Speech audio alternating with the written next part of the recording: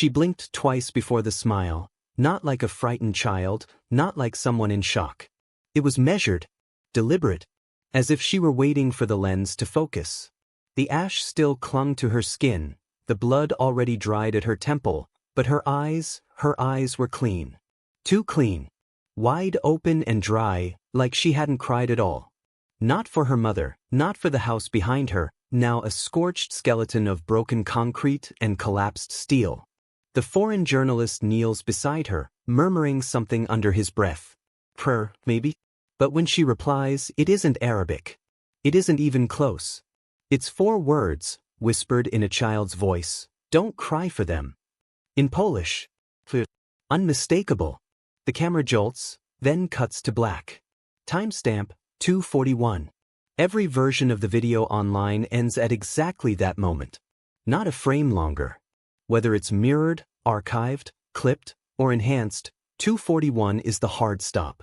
The smile lingers in the freeze frame. Off-center. Eyes slightly to the left, like she's no longer looking at the camera, but at whoever's watching it. Millions have shared that clip. Called it a miracle. The defiant smile of innocence amid war. But behind that viral glow lies something colder. Stranger. The first upload of the footage didn't come from the journalist's agency. It was traced back to a restricted AWS drive tied to a military contractor working under the umbrella of BGRX Solutions, a cybersecurity and biometric analysis firm with silent contracts to DARPA, the Department of Defense, and a now-defunct program called Project Oasis. The clip was time-stamped 72 hours before the alleged airstrike even occurred. According to surviving metadata from a now-scrubbed news agency drone feed, the village, Al-Zirka, near the Syrian-Turkish border, had no child survivors. None. Heat scans post-blast revealed only one life sign, the journalist. Ground intel confirmed the rest. Residents were incinerated or buried. So how did the girl appear alive, clean-eyed, and speaking 3 different dialects in follow-up videos from 3 different countries? In one, she's seen embracing a child in a refugee camp in Lesbos. In another, she's in a Venezuelan hospital, humming an Uzbek lullaby that hadn't been recorded publicly since 2006. In a UN campaign on digital empathy, she reads a poem in Dutch. The girl is never named in these clips, just the survivor. But facial recognition audits from 2020 confirmed an anomaly, a 97.2% match across all 6 appearances with Zainab Halawi. A girl declared dead in 2014, aged 9. Her death certified by both the Red Crescent and 2 international NGOs. Same dimple scar. Same orbital bone structure. Same smile. When Reddit threads began speculating that her image was synthetic, generated or replicated via training data from trauma footage, entire threads vanished overnight. Archive links 404-foot-D. IP bans were issued for violating sensitive content protocols. Even today, search engines throttle queries involving Zainab Halawi plus Project Oasis. A whistleblower from DARPA's Behavioral Echo Division later described neurological imprint harvesting, digitizing the grief signatures of war-traumatized children to embed into empathy avatars. Emotional contagion agents, designed not just to evoke feeling, but to steer it. A recovered internal memo from the program reads simply, to move public will, the seed must be familiar, but never local. What chills isn't the footage itself, it's the way it feels familiar. Like you've seen her before. In your dreams. In disaster fundraisers. In the sidebar of news articles that made you cry and forget in the same breath. And always the same expression. Not sorrow. Not survival. But the smile of something watching. Something built to be remembered. Something that never had to be born, to live forever. And if you scrub through the clip manually, frame by frame, at the 2:41 mark, just before the freeze, you'll notice something else. Her eyes move. Not a glitch. A movement. Not toward the camera. Not toward the journalist. But toward the reflection of the person holding the device. A gesture too human to be scripted. Too inhuman to be chance. That smile shouldn't exist. But it does. And it's waiting. Ask ChatGPT. The voice wasn't screaming. It wasn't crying. It was quiet, Too quiet? A whisper you had to lean in to hear, like the sound came from just behind the speaker, or just beneath the floor. On March 14, 1993, during a late-night broadcast of American Midnight, a child's voice cut through the static. "They don't know I'm still here," she said. "Under the floor. Please don't say my name." And then, silence. 1 minute later, the station lost all transmission. 3 counties in Nevada reported power surges. Officially, equipment failure. But the call was never logged. The voice never traced.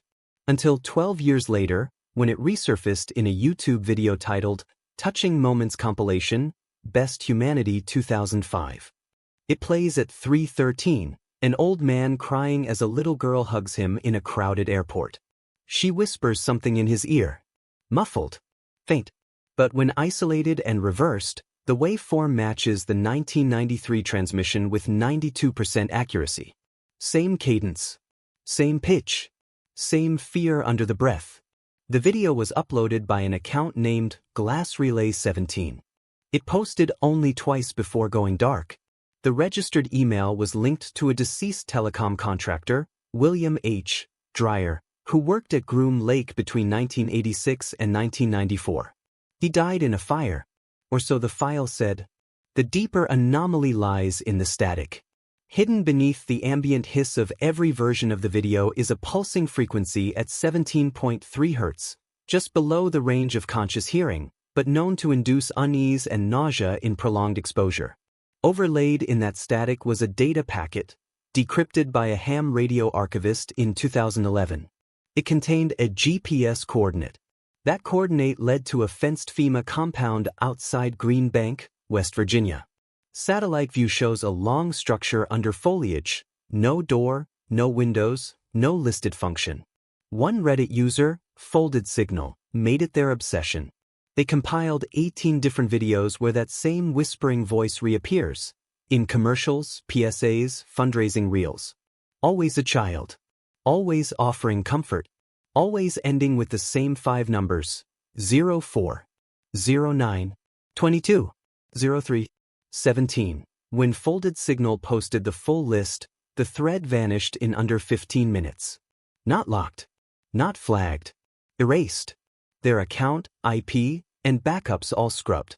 According to archived screenshots, their last comment was a question.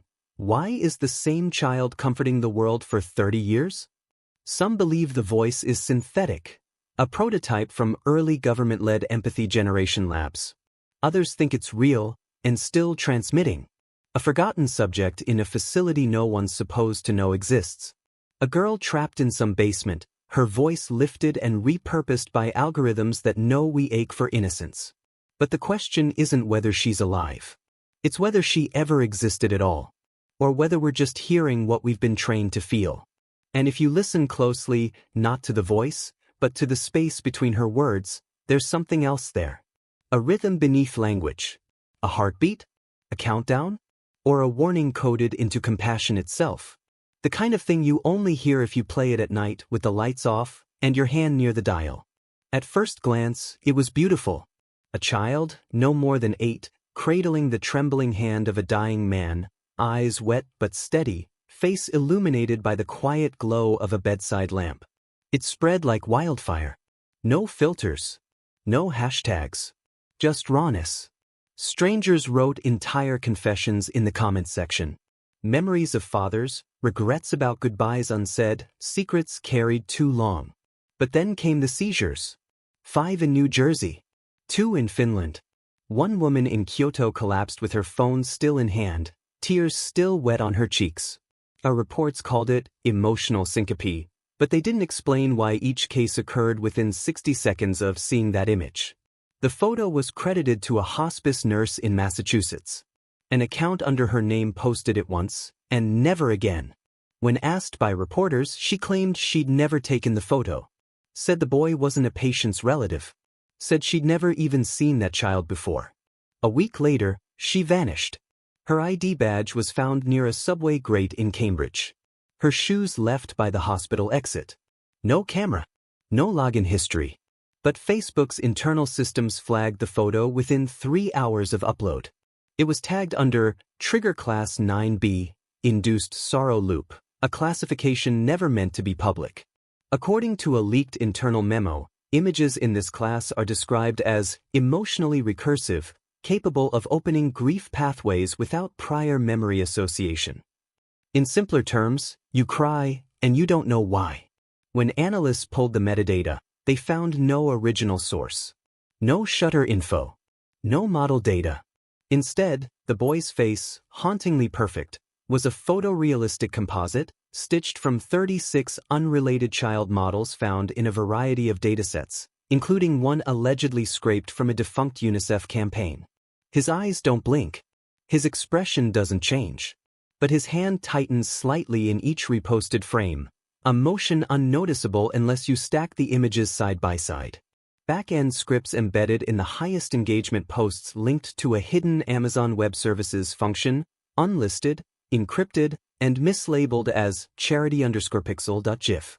What it actually did was unknown, until one independent researcher tracked its calls and found it pulled from a private S3 bucket tagged emote train.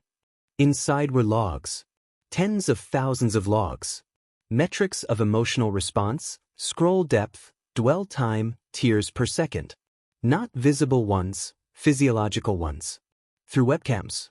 Through proximity sensors. Through whatever your device let through the cracks. Somewhere, an algorithm is learning. Not how to manipulate us, but how we grieve. Which expressions paralyze us. Which hand gestures unlock ancestral sorrow. Which facial tilts force a lump in the throat. And once it learns, it doesn't stop. It reconfigures. Reinserts. Waits. The boy's image has appeared in 6 grief compilations since. Always at the halfway mark. Always holding a hand. Sometimes a woman's. Sometimes a soldier's. But always dying.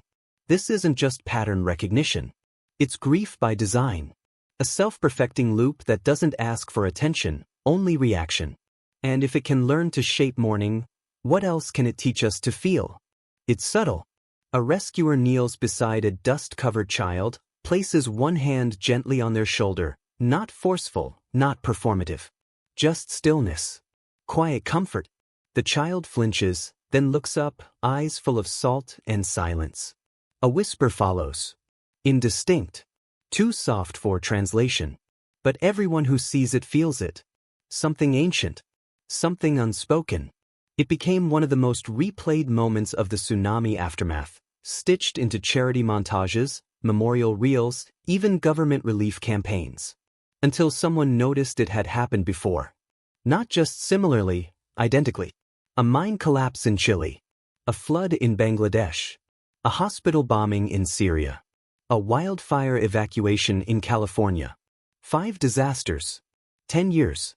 4 continents. And yet, the same hand. Same gesture.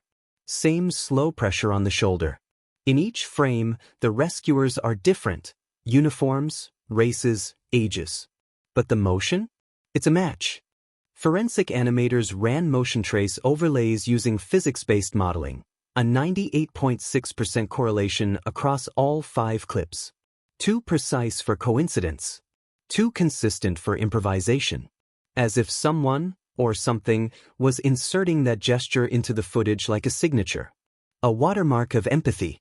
The original uploader of the most widely circulated clip used the handle Posthuman Gaze. No profile picture. No bio. No location. They posted only once, then vanished. When journalists tried to trace the account, they found something stranger. The IP was routed through a dead node registered to a long decommissioned surveillance project in northern Italy, a program designed to test emotional resonance in post-conflict populations.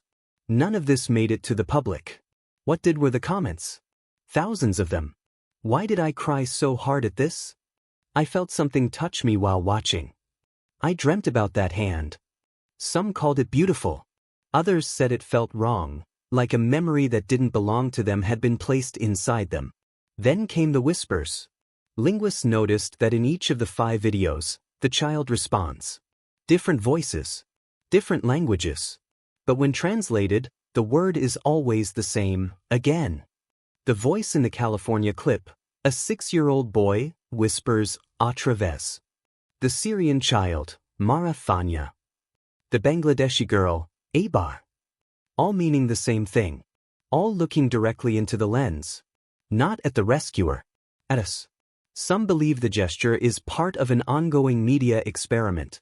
A subliminal empathy primer, designed to make mass suffering more palatable, more digestible.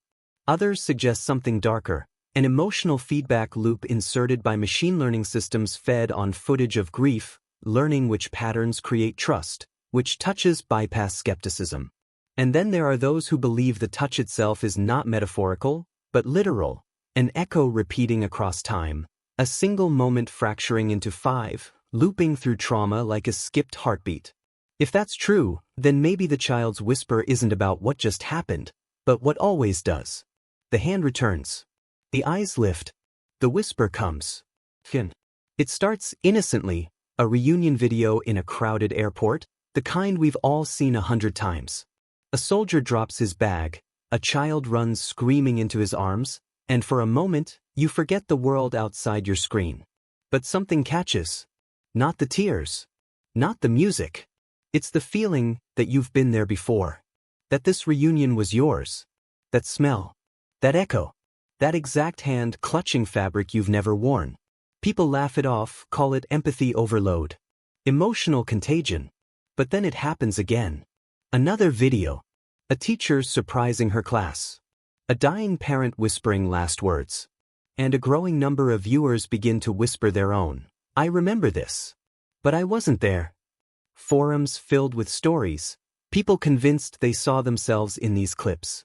Sometimes as children. Sometimes older. One post describes a video of a little girl hugging a man in hospice. She leans close and whispers, "I found you." The man watching the video collapsed. She had said his name. Not his screen name. Not a guess. His full legal name, whispered by a child he had never met, in a video uploaded 7 years before he ever saw it. Others report hallucinations. Déjà vu in slow motion. A hospital room they've never entered but can describe in exact detail. The scent of lilies. The hum of a particular form machine. The surface explanation was projection. Our brains crave connection, fill in the gaps. But that theory cracked in 2015 when an anonymous metadata analyst conducted a timestamp sweep across 10,000 viral emotional videos. Over 7,000 of them, specifically 7,132, were uploaded at exactly 3:33 Universal Time Coordinated. Not a minute apart. Not staggered. To the millisecond. Different accounts. Different countries. But identical sync. Every file traceable to a now-defunct emotional content distributor known only as 3Lightpath. No employees. No HQ. No legal registration. And then came the FOIA leak. 2008. Mirror Memory, Stimulus-Guided Emotional Inception Protocols. A joint experiment funded by DARPA and, oddly, the BBC. The goal? Implant synthetic childhood memories via emotionally charged audiovisuals. Not propaganda. Not brainwashing. Something more intimate. Replacing actual memory with longing. Field subjects reported vivid recollections of summer birthdays, hospital vigils, family reunions, none of which ever happened. Some cried when asked to describe them. Others went silent. When pressed, one subject simply repeated, "It was real. Even if it wasn't mine." In a redacted footnote of the Mirror Memory paper, one line remains untouched. If you can control the memory of love, you can reprogram loyalty. That sentence was underlined in blue. Circled twice. A final reminder that the architecture of emotion is not built on facts, but on feeling. And if someone else holds the blueprint to what you feel, they don't need to change your mind. They only need to change your past. So the next time you cry at a viral video, pause. Ask yourself, are you remembering or being made to remember? Because once the seed is in, it's not yours anymore. It never was.